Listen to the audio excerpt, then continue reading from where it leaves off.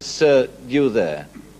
Are you going to teach your son to be a fighter? Are you bring him up to be a fighter? No, sir.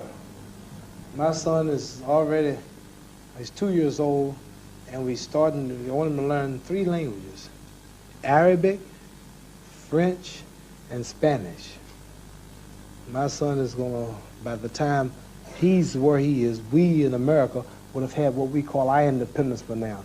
The separation we preach would have been taking place in maybe another less than 10 years. This is going to happen. God's going to force it.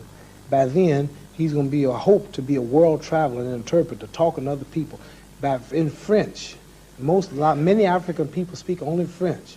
Many darker people speak Spanish, and he's going to have to do a lot of traveling, ambassador work, and doing different things. I plan, and he's learning these 3. He's 2 years old, and we're getting him ready now for Arabic, French, and Spanish. And so he ain't gonna be no fighter. He's gonna use his brains. Why not? Why wouldn't you let him be a fighter? For what? Well, I mean, you're a fighter. I mean, why wouldn't you let him? I had to be a fighter. You would have been something else, would you? If I could have went to school and got an education and could speak, say, 3 or 4 languages fluently and got a good trade in life, I'd forgot all about fighting. Would you? Yeah. What did you, when you were at school, I mean, did you miss out on education? No, I didn't miss out. I wouldn't learn. I didn't know the value of it. I was a little black boy in Kentucky, didn't know nothing about it. I'd be on your show, didn't know nothing about it. I'd be a world champion, playing hooky, playing with the girls, not just going to recess and eating lunch and joking, not knowing the value of education like many children do today, never thinking that one day I'll have to feed myself, didn't have no idea of profit and getting out and making money like a lot of children do. And time went by and I graduated and I won the Olympics and they put me out just because I could fight. And my mind was mainly on sports. They just let me go. And all of a sudden I found myself having trouble reading things, looking at contracts. I got to hire lawyers to watch lawyers. I know the value of education now. So I'm going to brainwash my children now. My daughter's 6 years old. She speaks Arabic, English, and Spanish. That was She's interesting. 6. In fact, when you left school, Muhammad, in fact, were you in fact semi-literate in the sense that you're difficult to reading? Could you read properly? No, not that type of literate. I have a wisdom that can make me talk to you, an educated man, on any subject, and if the audience or the people listen, they'll say I won. Now, I'll say this.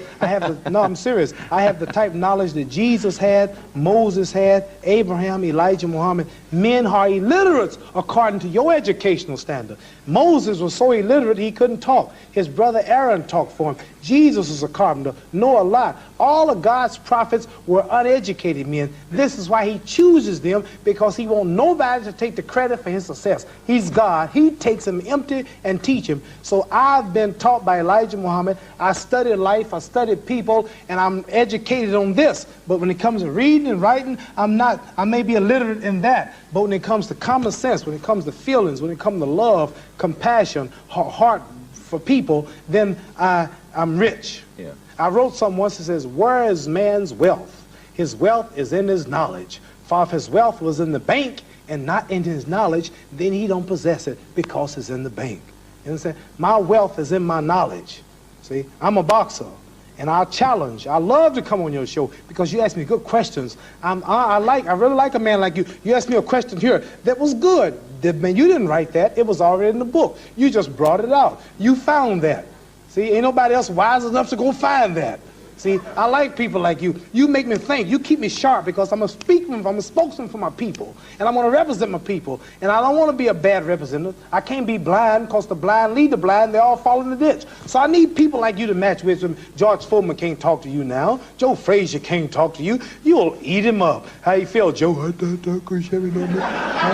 I mean, 6 miles every day. I mean, you know what I mean? I'm in left hand, I got 2 hands. You know, I'm not like that. I don't want to be like that. I want to be intelligent, nice looking, get my briefcase and fix up and dress up and put my bow tie on and go give a nice lecture at Harvard University on the intoxications of life, or have a lecture entitled The Purpose of Life, or The Art of Personality, or The Journey to the Goal in Life, or like The Heart of Man, all type of lectures, The Solution to the Black and the White Conflict, religious draft. You understand? I like to study, and like what you hear now, things people never heard. I could go on and on and on different subjects. You understand?